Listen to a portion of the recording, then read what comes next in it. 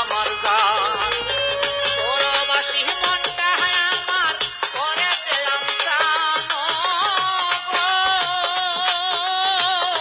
ও মায়া আমি হইলাম দেশান্তরী তুমি নু হইলাই গো আমি সাগরে বাড়ি তুমি নু হইলাই গো আমি সাগরে বাড়ি নিজ হাতে পড়লাই মরে পুরো পরবাসী গো।